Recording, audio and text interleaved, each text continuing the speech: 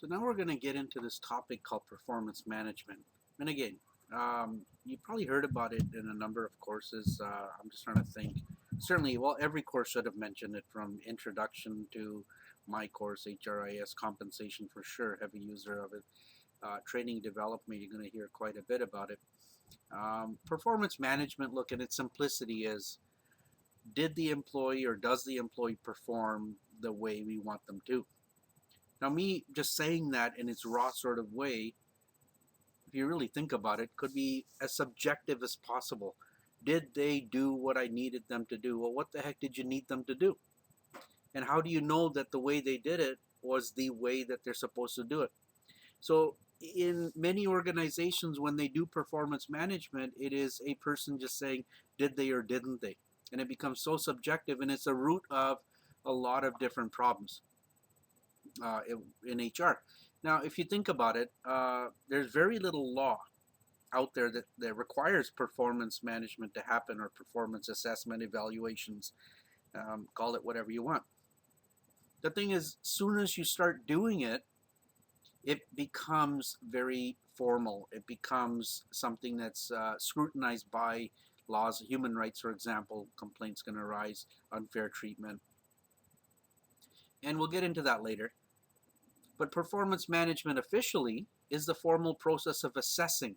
And assessing is not necessarily evaluating, it is to see if something exists, not to determine the quality of, but to see if it's there or not. And then evaluating the quality of the competencies required of a job. Now, against what? Against competencies demonstrated by the employee.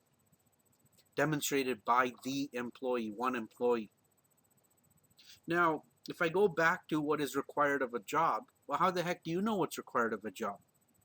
Is it just in your head? Are you comparing against what you can do? What you believe? No. In the last session, we covered off job analysis and job descriptions. That is why it is important to have a formal set of documents called job description specifications, so that when you do performance management, on the one side is what you require, officially documented, vetted, bona fide occupational qualifications. And on the other side is an individual, the employee, who in fact is demonstrating, showing you, proving to you that they can exercise the required competencies and, in plain terms, get the job done. So it is equally as important to break things down into minute competencies. So an assessment or evaluation of performance can be highly biased. We'll get into that later, but if you think about it, how can it be biased? Look, it's like looking at a piece of artwork. I don't know if you're into art. It's okay. Just go to the Art Gallery of Ontario or Google some pieces of artwork. I look at some artwork and I go, what the heck? Who paid $5 million for that piece of crap? That's my subjectivity. It's my opinion. I'm entitled to have it. But it's not like my opinion is going to determine the outcome of the artist's life in any way. It might if I'm a critic. But I'd be a critic if I was objective, right? If every time I just exercise my own opinion, I wouldn't be much of a critic. But you might look at the same painting and see things in it, some emotion, some technique, the hard work the artist put into it, a memory. I'm not really sure, but you might think it's the most brilliant piece of artwork on earth. You know, take the Mona Lisa. Millions and millions and millions of people have seen the Mona Lisa. I've seen it myself. I mean, you can't get really near it, but you're about 5 feet away, 6 feet away. And I look at it and I go, wow, you know, it's nice. It's a portrait of an individual, a person, a lady. I didn't really see the smile that she's famous for.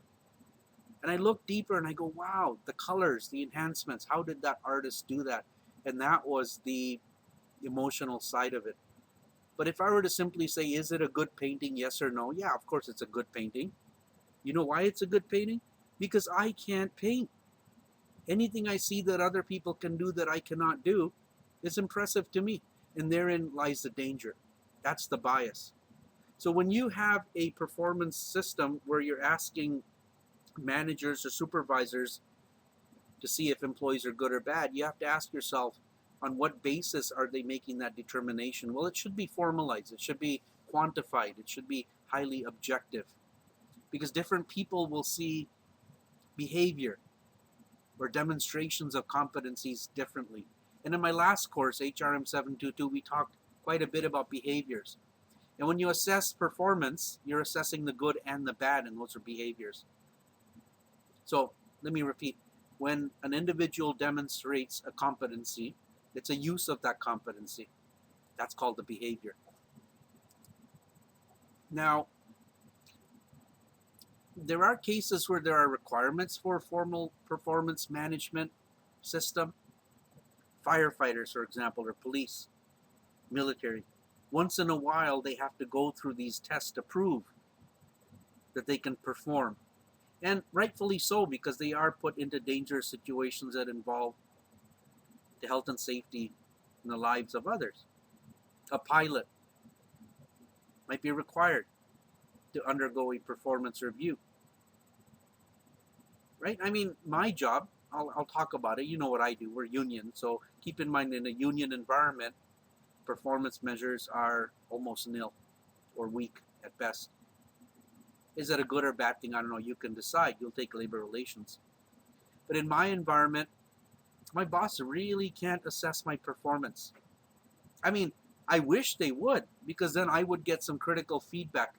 You know, I'm of that generation that loves.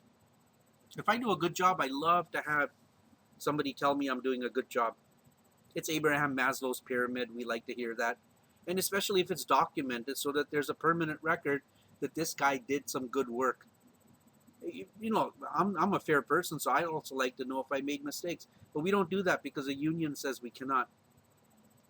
When I was on probation in my first year, yes, the boss did sit in on my class, my chair, my boss. He sat in on my class just to look at how I did it. And you listen, I could have manipulated that left, right, and center. Of course, if I know my boss is coming in, I'm going to perform at the optimal levels. I'm going to bring out the examples. I want to plant ideas in your heads, tell just the right jokes, and threaten you to laugh in front of my boss. Of course, I could do that. There's no control over it. So then what's the value in that whole exercise? In fact, my performance comes from complaints from you. So if you complain enough or I did something really horrible, that will be a performance measure right there. Now, once you establish a performance management system, a mechanism of appraisals, appraising, assessing, now there are laws that will impact what and how you do.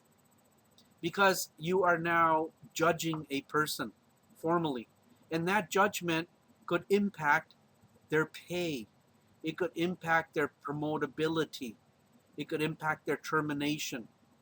And really, more importantly, on an emotional side, it could impact how they feel about themselves. Right? Think about it. So you have to be very careful if you are going to do performance management. Yet you now have to do it properly. And maybe that's why a lot of organizations shy away from it. They just don't do it. They just say at the end of the year, yeah, okay, you didn't do anything bad, you get to stay, and I'll give you a little bit more money. Me personally, I'm a big believer in performance management systems. I set them up for people so that when you do set it up, you religiously, systematically follow it, because it gives you nuanced insights, little tiny granular ideas of what people do and how they do it, and is it in line with where you need to be as an organization today and tomorrow, so that the results of a performance appraisal can help you fine-tune that workforce, either by offering training, development, coaching, motivation, more compensation, and more importantly, just getting rid of people who can't meet those performance expectations. And these are the organizations who grow, they innovate, they're creative, they're strategically positioned to go into the future. All this stuff you're learning, I know I've said that 100 times, but isn't that what it's all about? You want to be a professional practitioner of something, you should be all about optimization and not just doing the minimal required. So getting back to law, you do performance management, it has to be fair, it has to be equitable, free from bias, free from prejudice and discrimination. So the Human Rights Code, Human Rights Act comes to mind. If you're going to do performance management, do it consistently. You can't have 10 different managers assessing performance 10 different ways. So then it becomes important for HR to be a huge participant in the process, because managers are busy. They do what they do. They're not trained. They should have some training on how to avoid those biases and be as objective as possible. The questions that you use to gather the information should be worded in a way that people can understand. They should not be ethnocentric, age-centric, gender-centric, free from bias, of course. Then AODA, of course, accessibility side of things. The performance tools that you use need to be accessible and free from barriers. So for example, a lot of organizations do performance assessments online.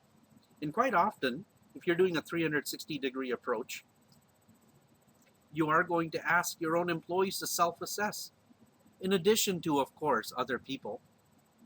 So in a 360 approach, you're going to talk to customers, to peers of the employee themselves, the supervisors, bosses of the employee. Well, you can't get real good data if the way you're collecting it is not accessible. Visual, digital access, physical space. Now, there's of course a privacy side to it as well. Respect privacy, and we talked about that before. It's a nuance, the essence of what the privacy laws require you to do or not do, whether you're covered by them or not, FIPEDA, FIPA. We have to respect it. So the results of a performance system should be kept private. Whether they're good or bad, it's not your judgment call to announce the good results that somebody has earned or the bad results somebody has earned. It could cause immeasurable harm, emotional harm to that individual. And then, of course, labor relations. You're going to be taking that course. So unions might have specific rules that are negotiated. And if you look at any collective agreements, and hopefully you'll study a few along the way, performance is very, very, very robotic, if it exists at all.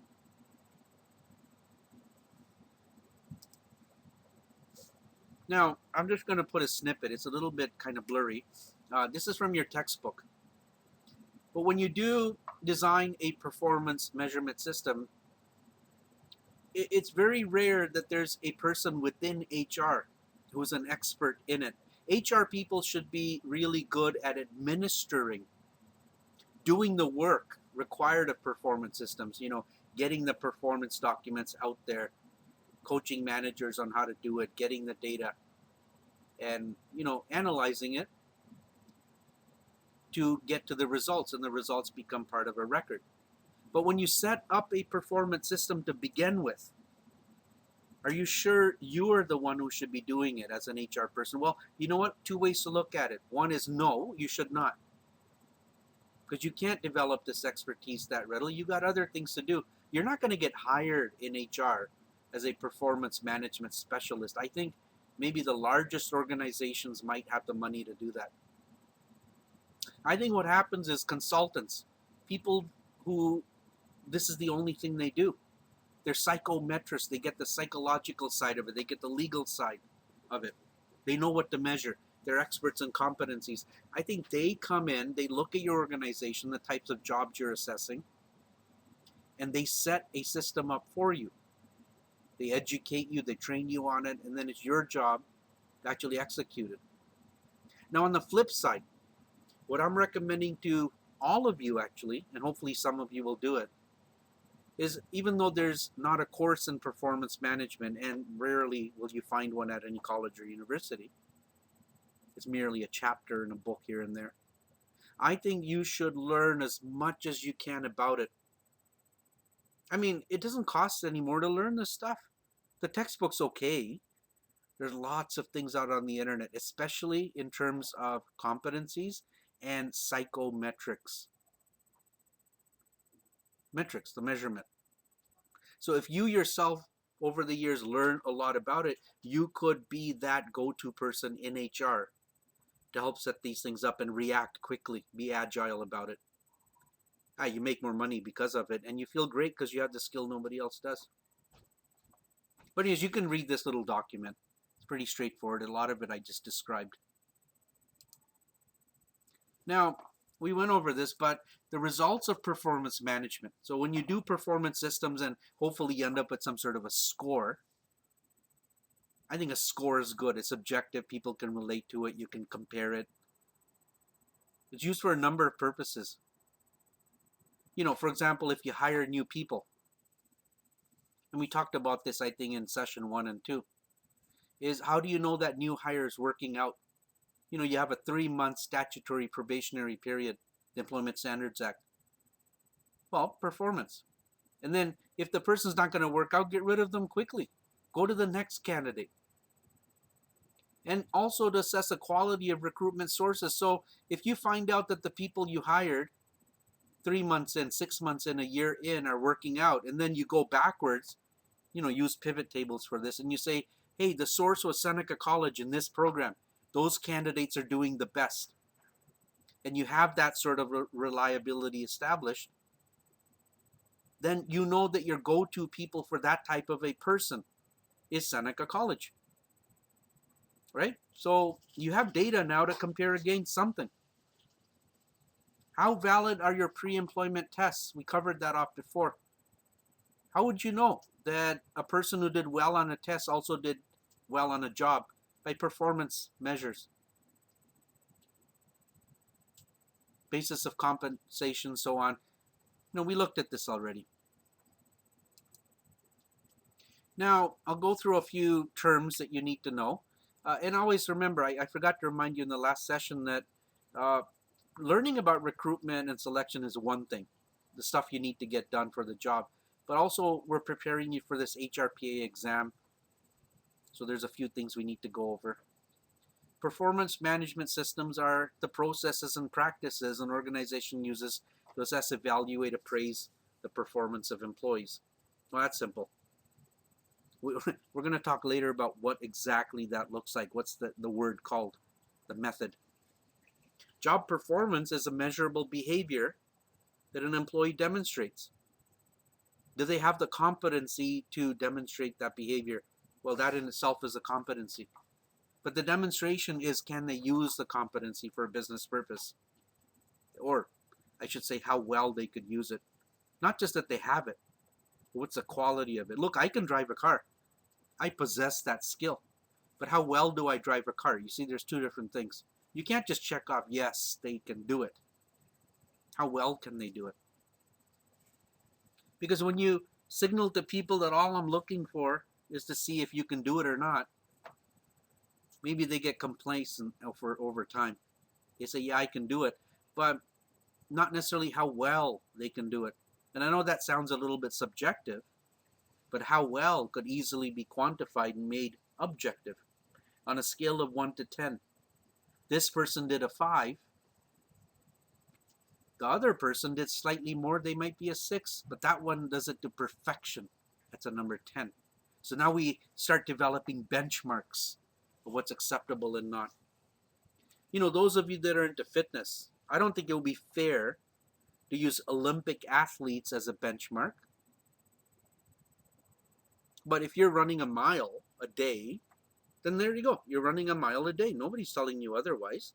That's fine. But on the job, if a person with a really good piece of machinery can produce 1,000 units a day, and I'm using that to judge you, but you don't have access to that equipment, you're only running 500 units a day, that just wouldn't be fair. Now, behaviors, I think you know. Behaviors are anything at all that can be displayed by a person, or competency in this case. Now, competency goes both ways, your ability to do and your ability to not do.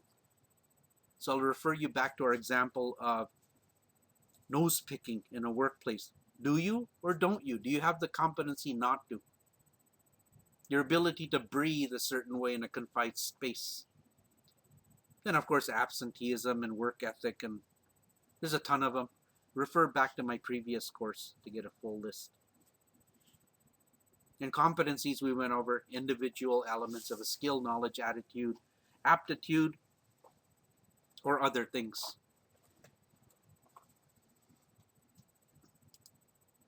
Now, I'm just going to revisit this model, the assessment model. Remember that when you assess something, in this case performance, you have to be comparing it against something. You can't just say, yeah, the person does it or not. I mean, you could, I guess, but you shouldn't. So if you remember this model, we always set some sort of a neutral or standard benchmark level. This is acceptable. This is where most employees should be. See the blue dots? Most people should be there because according to my job description, my job specification, and some document where I've written it down that this is what I'm hiring you to do. Do it. And then we're good. You'll find some people operate much more above it to varying degrees. Those are the green dots up at the top. And some people at the bottom. These are the ones we're concerned with. So various techniques you can use. Well, you can just fire the people down at the red, or use training, development, compensation, motivational techniques, all sorts of different mechanisms to mitigate these people up to a neutral level. Now, if you find one day that all your employees are in that neutral zone, that's awesome. That's excellent. Now, because you're fine-tuned, you can do things, compensate, train, develop, coach, motivate people to go higher, raise the bar, raise the neutral, and then get people up there and then up there.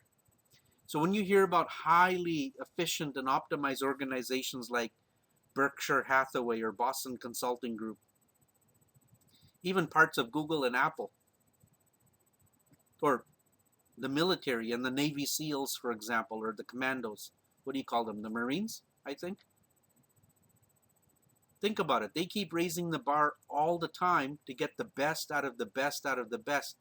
And some might say that that new recruit into that branch of the military, they could be a great soldier, but they got kicked out of the unit.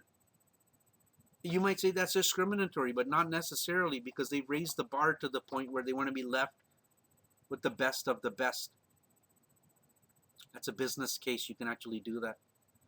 You can't randomly, willy-nilly, just fire everybody. You have to accommodate. You have to allow people to rise up to a certain level, but reasonable time, reasonable accommodation.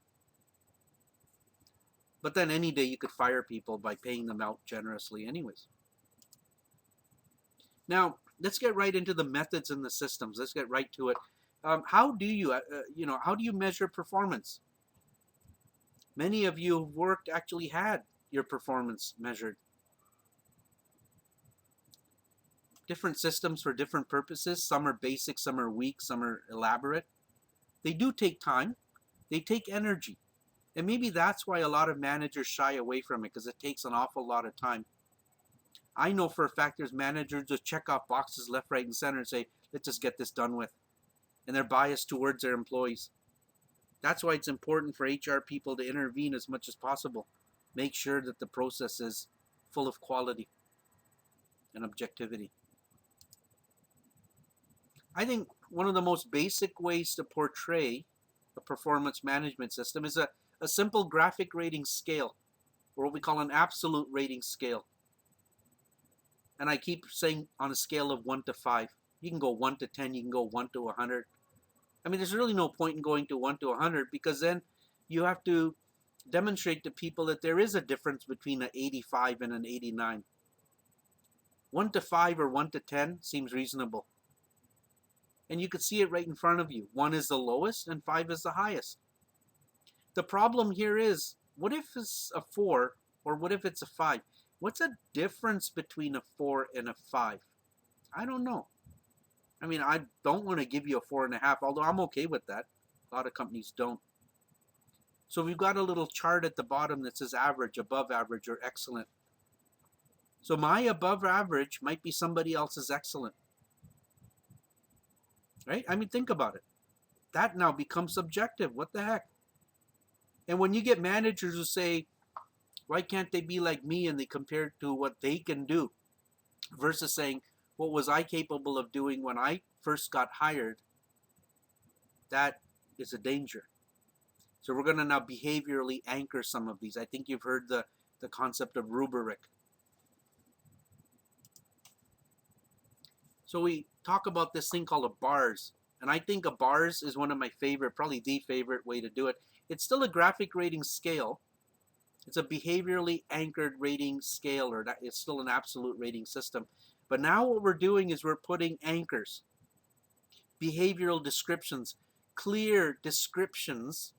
And by the way, these will stem from your job description, that whole job analysis process you did.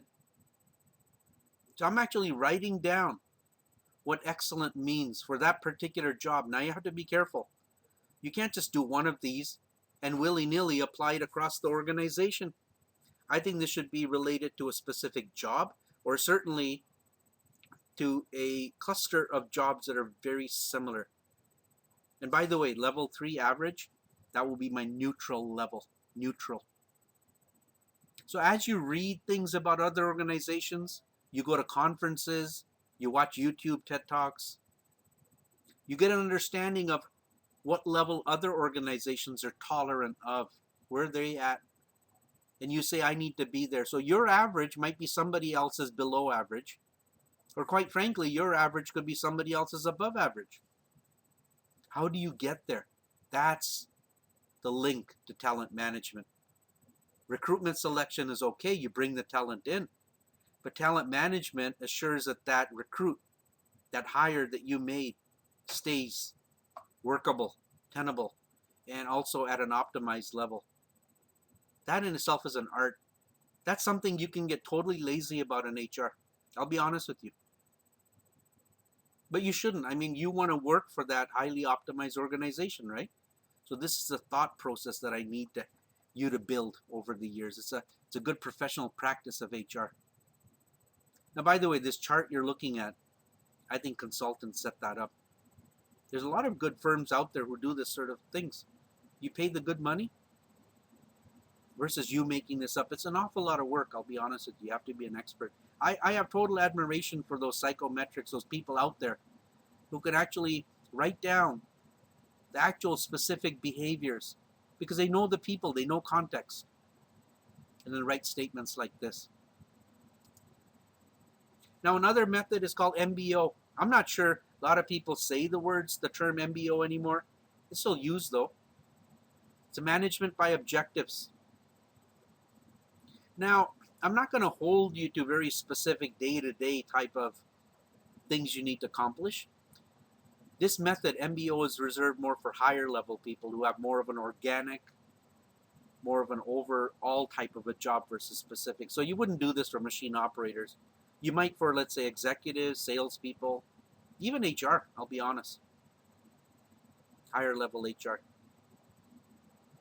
So at the beginning of an MBO term, let's say it's a 6 month or 1 year, you would sit down with your boss. And together you would say, this is what I will accomplish. These are my objectives for this period.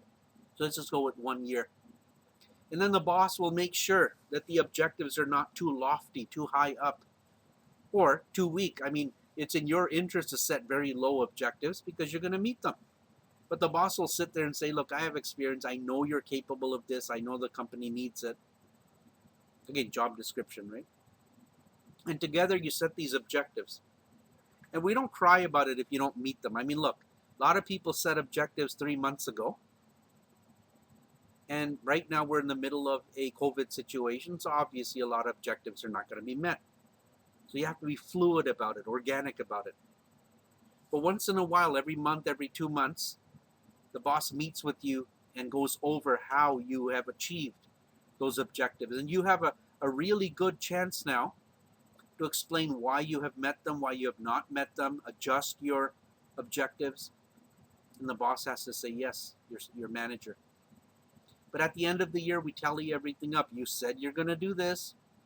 I gave you all the supports, all the resources you need to get it done. And if I withheld some resources, for example, some funding is not available, then I will change your objective. I'm not going to hold you against it. And then at the end, we tally everything up and say, look, hey, cool, you met your targets, your objectives, or you surpassed them. And hopefully there's some sort of incentive or some sort of bonus involved with it. Now, probably the weakest one, and I'm not sure why this is ever even a textbook item. People do it. I've never had a client who's ever done it. But it's called general ranking or paired comparison. And like, I don't know, I think it's highly questionable. I think it could be open for a lot of discrimination. You decide. But it's where you take all your employees one by one and you rate them highest to lowest. So if you had 50 employees, number 1 would be the best, 50 would be the lowest. That doesn't mean that 50 didn't meet your benchmark. It just means that 1 is the best and 50 is not. So you take employee A and B and you compare the two. And if B is better, B becomes the top, A is second. Then you compare A and C.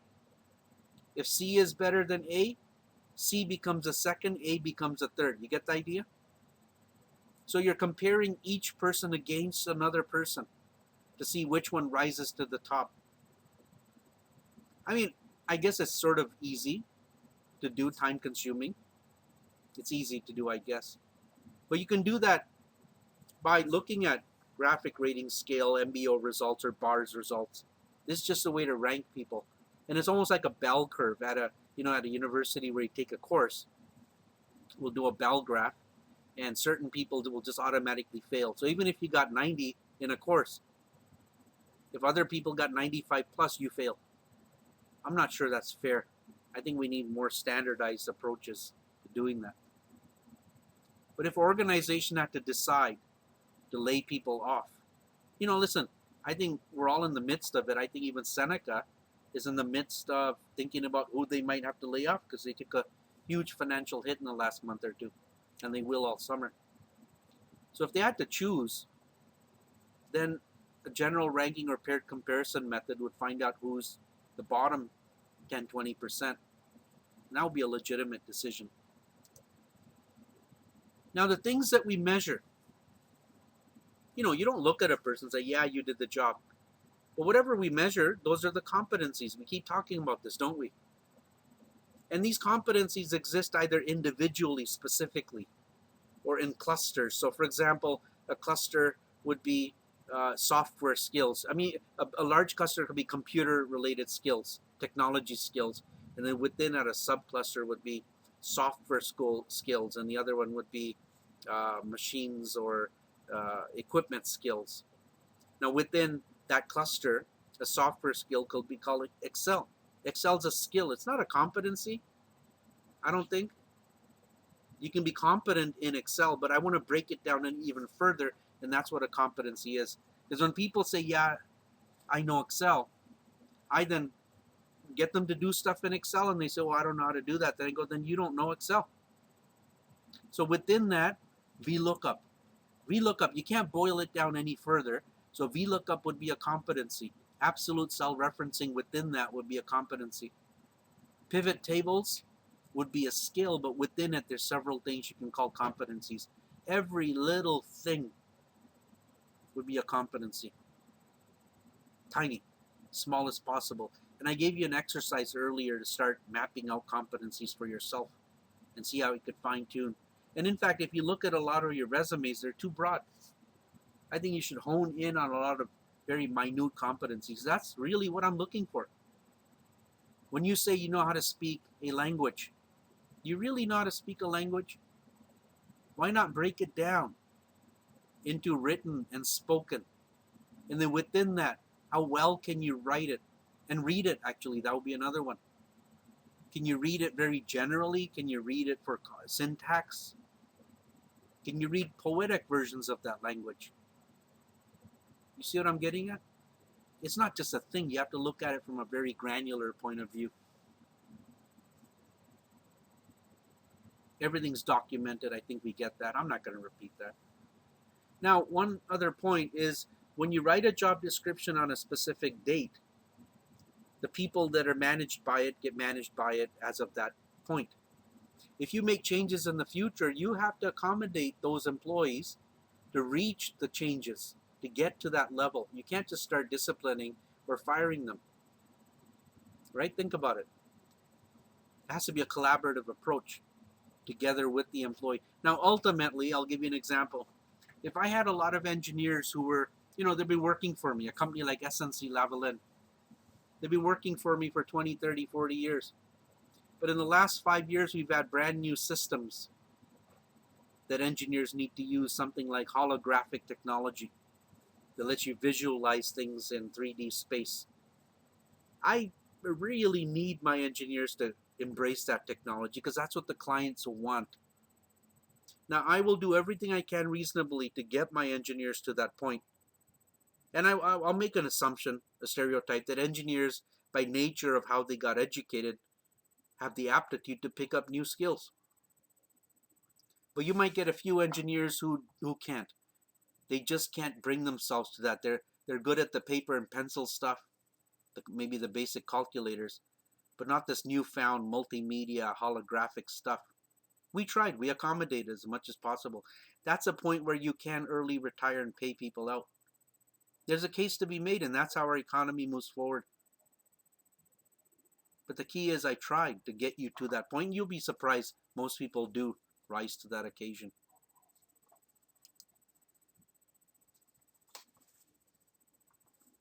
So we measure a couple of different types of performance. So again, more definitions you should be aware of.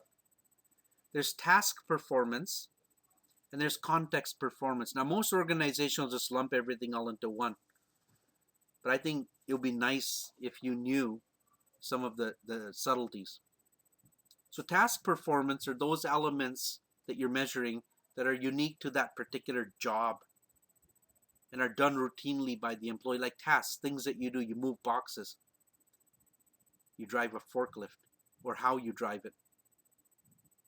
I lecture. I have to manage a class. I have to show up to a class. I have to know how to log in and set everything up in a lab for you. Context performance, again, you decide how different it is, but context performance is when you measure things that are like elements, not direct to the job, but required to benefit organizational goal strategy. So these are more of the broader type of, I guess, upper end type of things. So when I use motivational techniques to keep you as a student, as a customer, I mean, that's not really a direct teaching thing, but I do things on the side. Maybe emails here just to keep you engaged so that you come back second semester, maybe for continuing education. Receptionist task would be to answer phones and answer questions or buzz, transfer the call to the right department. That'll be a task. But context would be that receptionists should take it upon themselves to learn about the organization. And as they're speaking with people on hold, maybe inform them about changes that are relevant that they're allowed to do. And the example I have down in the blue, if you're an HR assistant, we can look at your ability to complete paperwork. You're going to be filling out forms. You're going to do data analysis, write documents, and so on. But we also want to look at your ability to come up with new ideas, to synthesize. And Bloom's taxonomy, if you know what Bloom's is, you can Google that. Your understanding of corporate culture, working within it, team ability, leadership ability, cooperation, work ethic. Those would be context performance. So task, I think, is the most important. At the bottom line, at the end of the day, employees hired to perform tasks, get the job done. But it would be nice to have more well-rounded people who also have a high level of context performance, competencies to do that we should also look at. Again, remember, job description, things need to be identified within it before you can start measuring it. So adaptive performance, adaptive, right? You know what that means, is how well an employee is able to adapt to the change. Deal with adaptive friction, which means others that don't want that change to happen. Can you deal with it within yourself and others and be innovative, collaborative about change approaches. It's an aptitude, actually. So if you look at KSAAO, it's knowledge, skills, abilities, aptitude, and other stuff. It's your ability to react to new needs. I think many of you are highly adaptive. And there's two ways to look at it. Can you be adaptive, and do you want to be adaptive? So we'll introduce the word attitude as well. Everybody can adapt, I think. Except a 90-year-old grandmother maybe couldn't adapt to the need to use a computer. I get that. But most people in the business world are able to, but are they willing to overcome?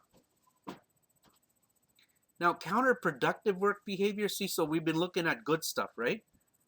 But, or in some cases, most people only look at counterproductive stuff. Counterproductive behaviors are those bad behaviors, the ones we don't like. We talked about quite a few. In fact, most examples I used in my previous course were quite counterproductive. Nose picking. You pick your nose, that's not productive, it's counterproductive. We're losing productivity. When you shake your hands up in the air for no reason. When you're absent because it's really hot outside. When you damage a lot of units. That's all counterproductive. When you don't show up to class, when you don't ask the right questions, when you don't complete your assignments, when your grammar is bad, your spelling is atrocious. Those are all counterproductive work behaviors. They impede your work or the work of others. And in a team environment, of course, counterproductive behavior displayed by one translates into effects on others. So I listed a few. I'm not going to list all of them. A little chart from the textbook. Again, I won't go over the whole thing. It's just a nice little visual of different types of behaviors we look at for an individual. Notice down in the bottom right, counterproductive work behaviors. Theft, yeah. I mean, unless you say theft is okay, then it's not counterproductive. Bullying. Presenteeism. Absenteeism. I don't know if you know what presenteeism is. Absenteeism is when you're just not there physically. Tardiness is when you're late. But presenteeism is you're actually at work. We're paying you. But you're not working. Your mind's not there. And we'll add to that use of social media for personal purposes during work. We talked about that before. I personally believe use of social media to a limited extent at work is good. It allows a person to de-stress, regain focus, break up a monotonous day. But using it a lot to the detriment of getting actual work done, maybe that's a bad thing. Now, whatever it is you measure, that's a criterion, right?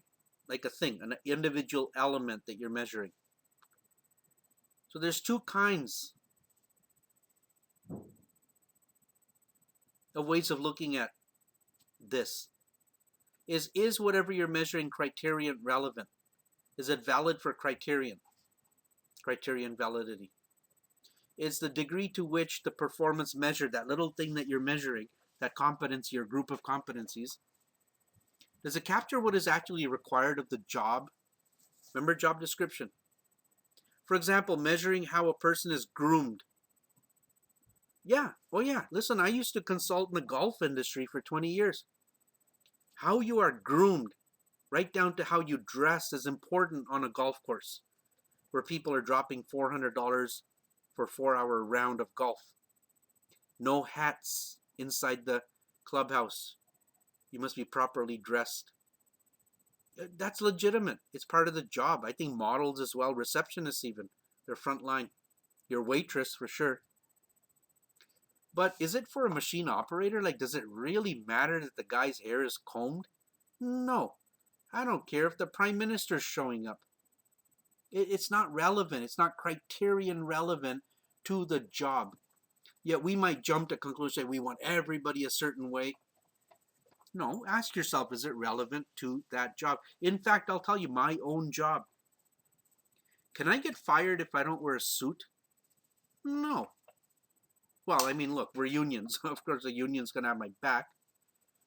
But I don't think so. My boss might give me a talking to. In fact, I did. My very second job, my boss actually had a ring around the collar, okay, in my shirt. I couldn't see it. He says, you know, you really should clean your shirt. And I'll never forget that moment. I cleaned my shirts. What the heck? It's a dry cleaner left a ring. I don't know where he could see it. And I asked myself, does it really matter? I go, yeah, it does matter because I'm client facing. But it didn't matter that day because I wasn't going to a client. I was in the office. I used to work for a little consulting firm. So it wasn't my company, it was somebody else. I get it. At my law firm, yeah, of course. In the entire building, you make sure you are dressed professionally. Even our service employees have to dress professionally because you don't know if that's a client in the elevator. And again, is it my judgment call that the client hates the way I dress or that I'm not shaven?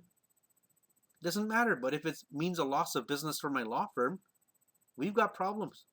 So you see, it's not you that has to be the judge of that. You start with looking at it from a reasonableness point of view. But you ask around. You ask people, does that make a difference? Now, if you're ignoring key performance components, like employee does something of value, however not captured by PM system, well, that's a non-deficient performance criteria.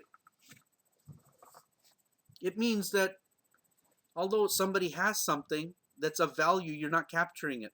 And we covered that off in the first or second slide. It's a weird term, I guess. But is it relevant? Should it be compensable one way or another? Is it that important? Because if you're not measuring it, then over time, people start realizing, wait, then I don't really need to display that competency. You know, a person's personal work ethic and their professionalism could change over time if they feel there's no merit or relevance or value to it.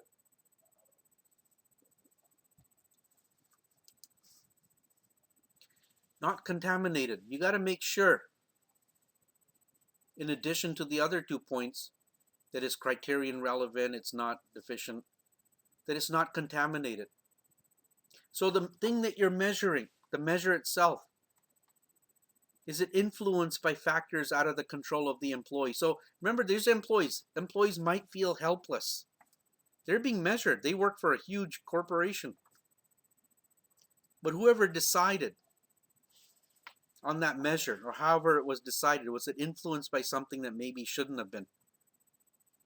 So customer service, for example, we should also consider the nature of the customer, the co-workers around them, environmental factors. So if you have salespeople who operate at night, you know, it's a retail store, it's open 24 hours, let's say, and the customers who invariably come in at night are just ruder, they're tired, they're coming from work, they don't buy as much. Well, I don't know, are you going to penalize your own salesperson because they're in a night shift versus a day shift, get the best customers? They buy more. Maybe they don't have access to the same equipment. Maybe if you're in a team and you're measuring behavior that's dependent on teamwork, what if your coworkers themselves aren't supporting you or doing the job? Now we're punishing that one individual because that measure was contaminated, or how we measured it. You've worked in teams before. Here's the example for employee production. So production employees, right? If performance is low, it might be due to heat. These are called suspicions, right? Might be night shift, different customers. One poor sales guy has all the difficult customers, the other one doesn't. If you have 10 stores around Toronto and head office measures everybody's performance from head office, well, maybe 2 or 3 of those stores are just in an area where they can't produce as much sales, that is. You can't use that same approach. I think you get the idea.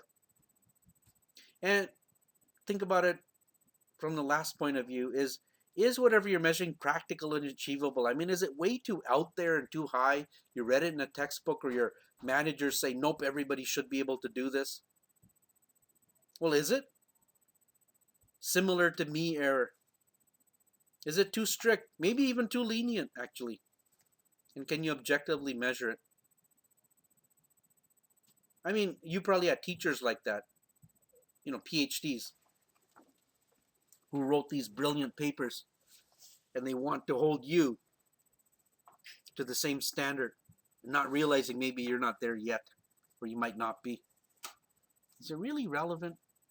Maybe, yeah, maybe. I'd like to think in the military, yes. Or if you're flying an airplane, yes. Doctors, yes. Let's take a little breather there. A little side topic I'm throwing in this session. In my last course, I asked you a question. We didn't talk about it much in class. It was an open-ended question. I asked you to figure out how artificial intelligence can benefit, well, HR in general. And many of you gave me some awesome answers, I have to be honest, and you honed right in to the biggest use of AI, and that is in recruitment and selection. And if you're going to write down some bullet points, some talking points, we'll get to those in a minute. There's 2 or 3. So artificial intelligence, or AI, is intelligence that a computer generates. Keep in mind, it's a human who set it up for the computer, so it's not like the computer started off with it. But the cool thing is, in most cases, computers only do exacting actions that a human tells it to. But in an artificial intelligence environment, using what we call machine language, they built, these are massive computers, right? They built systems so the computer itself learns, it remembers everything. So if, for example, you go on Google and you order something, but then you also looked at a website about saving animals, and then you donate it to a charity, but then you looked at some hate stuff, Google will remember that, as long as you don't clear your cache. By the way, you should all clear your cache, your history, every time. But when Google collects that, they're going to associate. They don't, but there's a computer that collects all the data, and they associate. They say, the person bought this, but they also did this, but they also did this.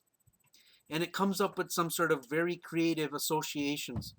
That's called psychometrics of your behavior. And they might say, wait, people who display all 3 of these things, they bought this, they looked at that website and donated to this, they also tend to shop here. How do we know? Because you shopped off of Google. That's the browser you were using. And then they will connect that and find other people who are doing the same, and they find out over time that, hey, you all tend to be doing this. You live in this neighborhood, that's your income level, and you tend to buy like this.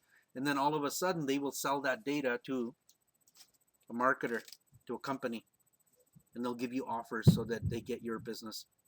It's not a person sitting there. In the old days, it would be a person analyzing all that. But now it's the computer that remembers its patterns, sets of probabilities, algorithms, right? Little calculations they write. So hooray for math people again. But now, forget Google. Imagine we had an HR system that has all employee data, and it remembers all the actions you took. So employee was late by 10 minutes, you deducted pay.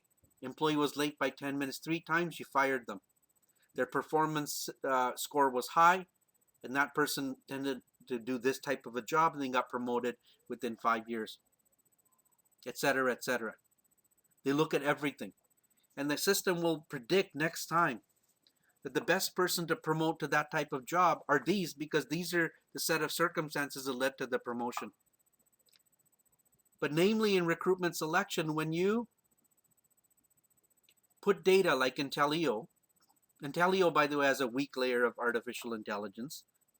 But when you put data into an applicant tracking system of where the applications came from, when they came, what was on the applications, the results of employment tests you did with those applicants, how many of them met the minimums, the interview scores, where they are, who they are, their demographics. When it uses all that data and collects it over a period of time, it validates the effectiveness of the people you looked at and how far they went in the organization. Were they hired? How fast did they get promoted? What type of performance were they doing? And then it suggests to you, saying, next time, go to that recruitment source or use those types of interviews or only look. Now the dangerous part is this, is only look at that type of person. So if it found, because it knows your home address, that everybody we hire who lives in that part of the city tends to be the best employees 2 years in. Now you go and only look at people in that part of the city, meaning soon as applications come in, assuming the address is correct, that the artificial intelligence layer in applicant tracking will tell you, hey, wait, don't look at this person. They don't fit that profile, keyword profile. That in itself could become dangerous. So although artificial intelligence in recruitment selection can help remove biases because it can look at everybody objectively, whereas a human might just say, that person went to that school. I'm not going to hire them. I don't like them. Or that person lives in that neighborhood. No way. They're just going to steal from me. Not my words, by the way. Oh, it happens all the time. Or that name sounds like that ethnicity. Ooh, I hear they're really good at math. Maybe we should hire them. Humans do that consciously, subconsciously. Let's not forget that. But artificial intelligence ignores it, or it learns it and it repeats it. But then as a human, you would know that and you would go in and say, hang on, stop that part. Don't do that again. And the computer will learn from that as well. It actually can learn right or wrong. Right or wrong. So it's in its infancy, more or less. It's getting better. And a lot of people say one day computers are going to take over their artificial intelligence. Their digital brains are going to grow so big. They're going to start making robots in factories themselves, computers. And those robots are going to be intelligent. They're going to take over human. Not really. Come on. Put things in perspective. There's a plug. Unplug the computer. It won't do it. But in HR, yes, this is a very popular thing right now. There are a lot of companies working on it, and it's called predictive analytics. Looking at circumstances, decisions you've made in the past, learning from them, seeing which actions were the most successful, and then allowing you to repeat those in lightning speed time, something a human brain cannot do. The other side, of course, is performance systems. When you do performance reviews, artificial intelligence finds patterns before. Promotions. If you ask the system which employee is the best to promote, they will look at every person you've promoted that has done well or done badly and predict that this person has the most likelihood of working.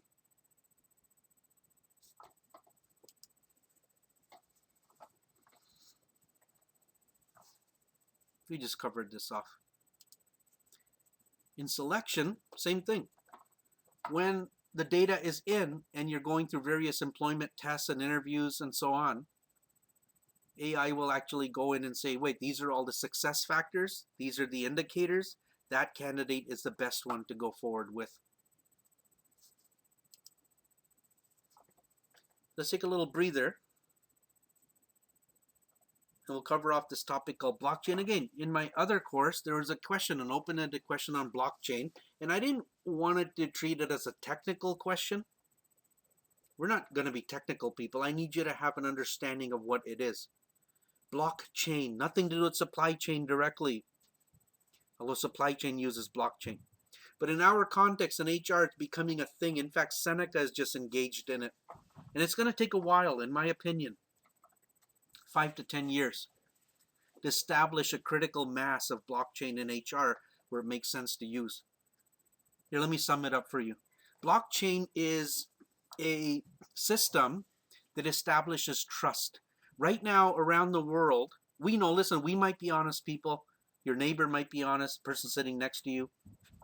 But there might be another person who's dishonest. And we don't know that. That's what our courts are all about. That's what our entire system is based on, trust and mistrust.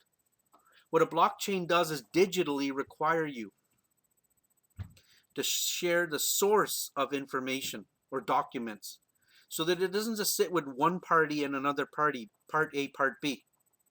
It sits with multiple agencies, multiple entities out in the world.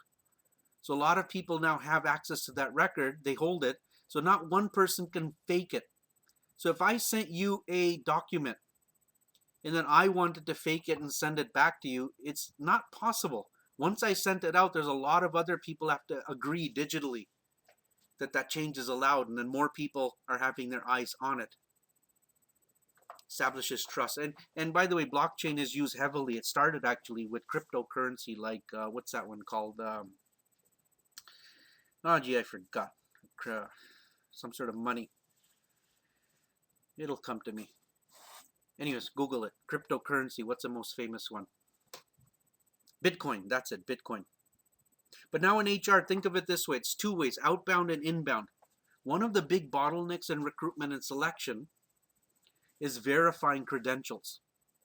Does the person actually have that license, that degree, that diploma, that certificate? In fact, did they actually work at that company? I'm convinced there's a lot of people that make up a lot of stuff on their resumes. In fact, you can buy degrees. Did you know that? And because it's a bottleneck for me, if I wait a week or 2 weeks for confirmation of that credential, I might lose you. You might be a legitimate candidate. Your competition's going to grab that person. So I don't want to wait around to verify things. So I just say, yeah, the person's telling the truth, and I end up hiring them. In fact, Seneca did that once. There's a guy, he went up on CBC News, the national actually, and just actually told an undercover camera person how they didn't get their degree. It was a fake. Oh, he was fired quickly, and we changed our system so quickly of how we look at credentials coming in. But from a student point of view, think about it. How do we check that the degree you're telling us you have to get into our postgrad program is legit? If we wait too long to verify it, then you might take an offer from another college, right? So recently, Seneca, its IT department, started working with a company called SecureKey. They're working with all the banks as well to verify credentials. And in fact, where your payment is coming from. But if Seneca now were to put every credential it issues, every certificate, diploma, degree, on a blockchain through SecureKey, now any employer should be able to go through a portal, click a button, and automatically it'll verify that you yourself graduated from that institution within seconds. There might be a fee associated with it, I guess. See, so Seneca will look at it from an inbound point of view, getting students in, verifying their credentials, but also outbound, so that you as employers can trust all the credentials that we've issued. And of course, Harvard and all these other universities around the world. So it'll take 5 to 10 years for people to get on board. But that's generally the idea. Make many people custodians or registrars of records, but nobody has all of it. It gets put together at the end so that not one person can change it or fraudulate it or fake it or delete it. It's a community of people that have to do it. Okay, let's not go any more into it because I don't know much more, and it is then technical. It's the idea of how we can use it.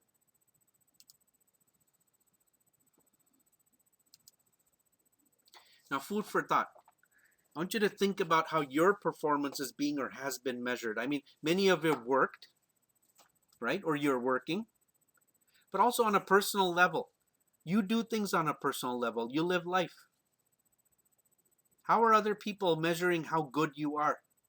It's that whole exchange or expectancy process. Think about it. And then objectively, don't be biased. Objectively, think about how relevant or fair that process was. Was the outcome accurate? And start with the personal thing. How have other people looked personally? How have they looked at something that you've done and judged it, determined whether it was good or bad? And ask yourself, was it legitimate, fair, or not? But then I also want you to subjectively think about how you felt. Was it like, was your perception okay about it? Did you feel the company, yeah, they called me out on something, I feel good about it, they gave me good feedback? Or did you say, oh, this process sucks? How come Sally over there got a better rating and I was doing exactly the same job? Well, maybe there's something else to it. I want you to think about it.